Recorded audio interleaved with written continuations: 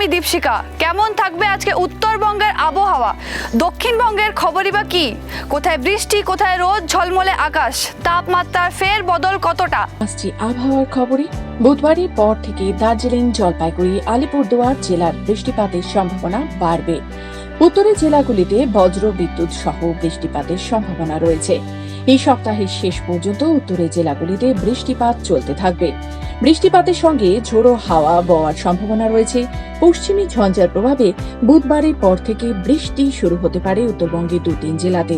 বৃষ্টির পরিমাণ ক্রমশ বাড়ছে দক্ষিণের জেলাগুলিতে।